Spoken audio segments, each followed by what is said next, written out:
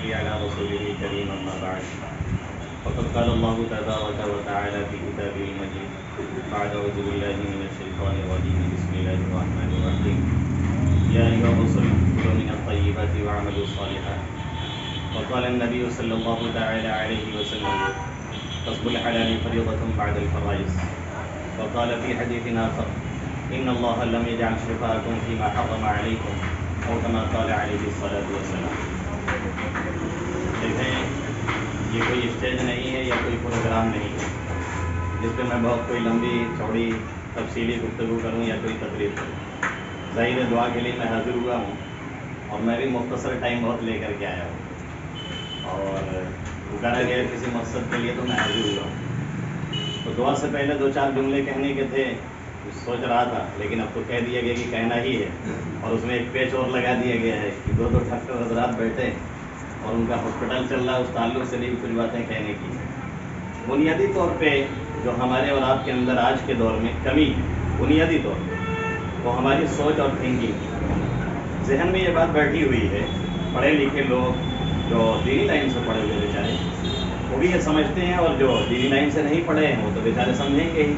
وہ جب کاروبار وغیرہ میں لگتے ہیں تجارت ہے زراعت ہے ملازمت ہے یا جیسے یہاں پہ کہا گیا کہ دو ڈاکٹر ہیں وہ اپنا ہاسپٹل چلا رہے ہیں یا اور کوئی اس طرح کی کوئی تجارت وغیرہ کرتا ہے تو اس کے ذہن میں یہ ہوتا ہے کہ ہم دنیاوی کام کر رہے ہیں اور دوسرے لوگ کہہ بھی دیتے ہیں کہ وہ تو دنیا میں لگے یا وہ بیچارہ اگر اس سے کچھ کہا جائے تو خود کہتا ہے کہ ہم تو دنیا دار ہیں. یاد رکھنے کی بات ہے ہماری شریعت نے دین و دنیا کا ایسا کوئی فرق نہیں بتایا ہے جس کی بنیاد پہ یہ کہا جا سکے کہ آپ دنیا دار ہو گئے اور ہم دیندار ہو گئے.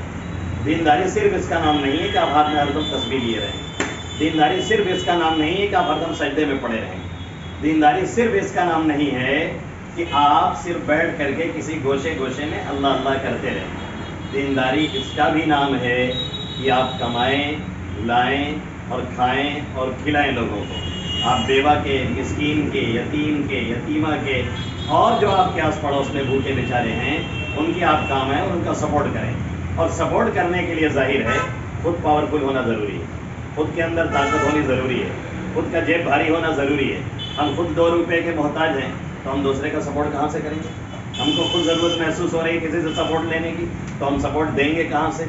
اس لیے اس راز کو اللہ کے حبیب صلی اللہ علیہ وسلم کے بعد اگر کسی نے سب سے زیادہ محسوس کیا اور سمجھا اور کسی کو موقع ملا تو عمر فاروق رضی اللہ تعالیٰ. انہوں نے باقاعدہ لوگوں کو مسجدوں وغیرہ سے نکال کر کے بازاروں میں بھیجا اور کہا کہ جا کر کے بازاروں پہ قبضہ جماؤ, کیونکہ اگر بازار پہ ہمارا کنٹرول ہے تو آپ مان کر کے چلیں کہ پورے علاقے پہ ہمارا کنٹرول ہے, اور اگر بازار پہ ہمارا کنٹرول نہیں ہے تو ہمارے علاقے پہ کنٹرول نہیں ہے.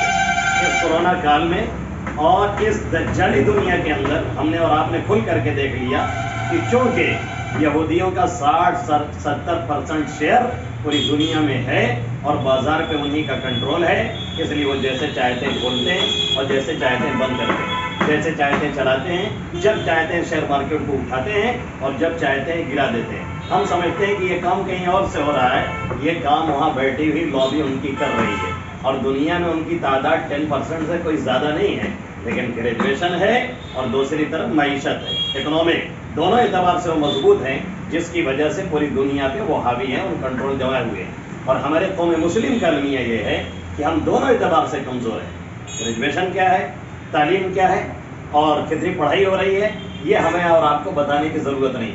ہمارے گاؤں کے بچوں کی حالت کیا ہے ہم سے زیادہ آپ جانتے ہیں. پولیا پہ بیٹھ کے چوراہوں پہ بیٹھ کر کے 10 لڑکے 20 لڑکے 2 موبائل چل رہے ہیں, اس میں ساری خرافات چل رہی ہے. باقی یہ کہ پڑھنا ہے پڑھانا ہے تعلیم حاصل کرنی ہے, کوئی منصوبہ ہے فیوچر میں, کوئی پلاننگ ہے, کوئی ہدف ہے, کوئی ٹارگیٹ ہے حاصل کرنا ہے, کچھ ہے ہی نہیں. یہ ہماری تو تعلیم کا حال ہے. معاشی نظام جہاں تک ہمارا ہے وہ بھی ہمارا گرا ہوا ہے, اس سلسلے میں بھی ہماری کوئی خاص کوشش نہیں ہے. اللہ کے حبیب صلی اللہ علیہ وسلم نے تو یہاں تک فرما دیا کہ کسب الحلال فریضۃ بعد الفرائض, حلال رزق کا حاصل کرنا اور فرائض کی ادائیگی کے بعد ایک اہم فریضہ ہے. کیا کبھی ہم نے یہ سوچا کہ ہمارا زبردست فریضہ ہے؟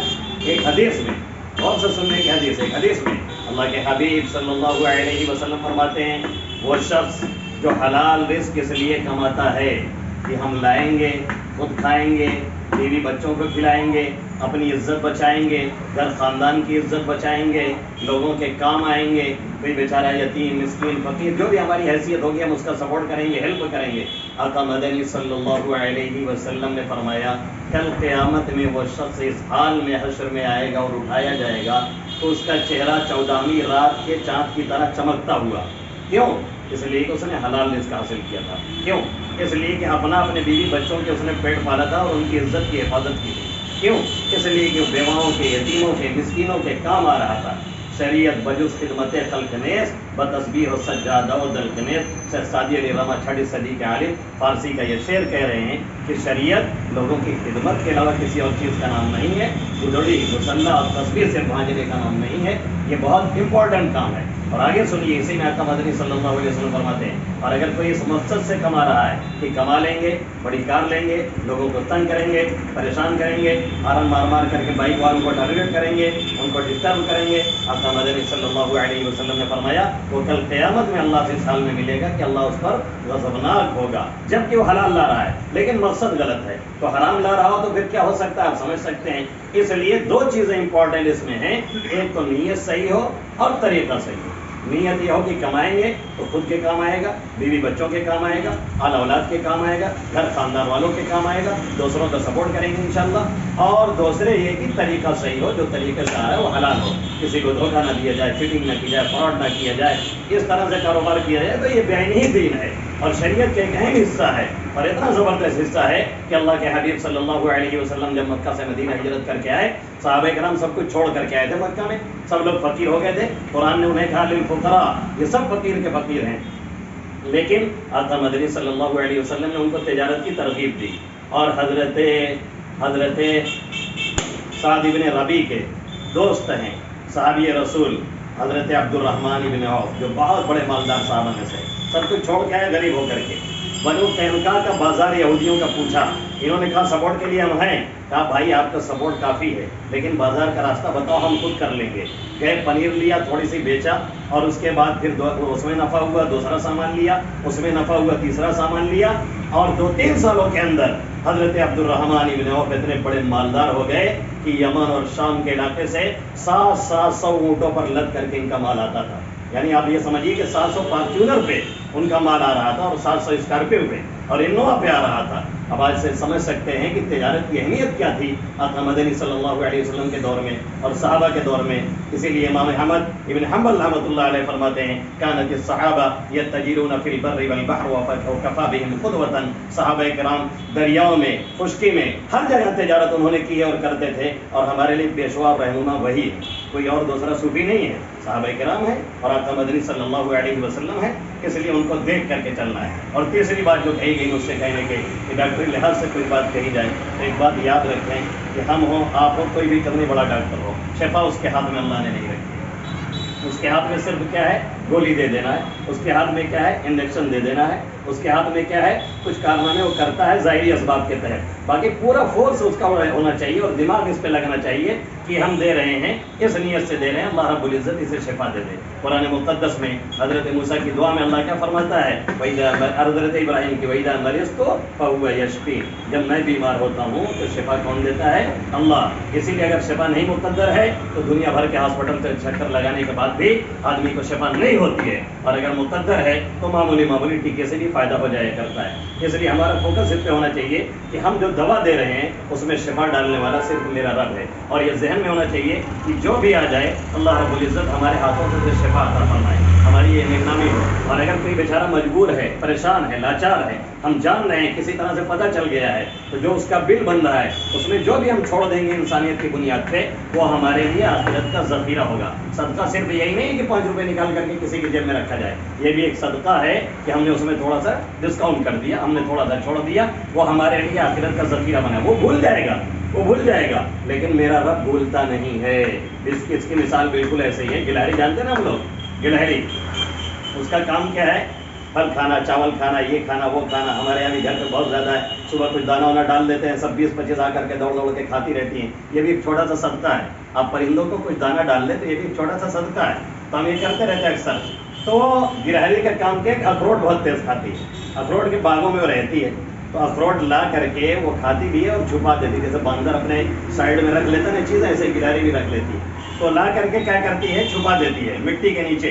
किस लिए छुपाती है, बाद में जब भूख लगेगी तब आएंगे निकाल के खाएंगे। और छुपाने के बाद जाती है भूल।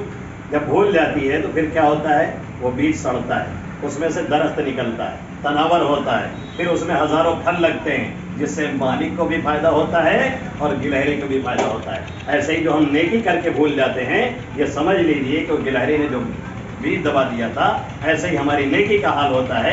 हम भले भूल गए, मेरा रब भूलता नहीं, वो कहीं ना कहीं किसी शक्ल में हमको मिलता है। ये सोच करके हम चलें तो इंशाअल्लाह ताला ये जहन में अगर रखे रहें कि हम नहीं कर रहे हैं, कोई और कर रहा है, ये हमारी एक ड्यूटी, अपना फरीज़ा है, अल्लाह हमसे काम ले रहा है, अल्लाह ने हमको ये सलाहियत दी है, अल्लाह ने हमको ये हुनर दिया है, उसके ज़रिए से हम काम कर रहे हैं। वरना अल्लाह चाहे तो मिनटों और सेकंडों में ये हुनर छीन करके हमारी और आपकी सलाहियतें मिनटों सेकंडों में ख़त्म करके हमको भी किसी बेड पे डाल दे कि उसका शुक्र है मालिक का और रब का कि हमको इस लायक बनाया कि हम कोई हॉस्पिटल चला ले रहे हैं। अल्लाह मज़ीद तरक्की देता रहे, आसानी से चलाता रहे और आफियत से हमें रखता रहे। आमीन या रब्बल आलमीन। व मा अलैना इल्लल बलागुल मुबीन।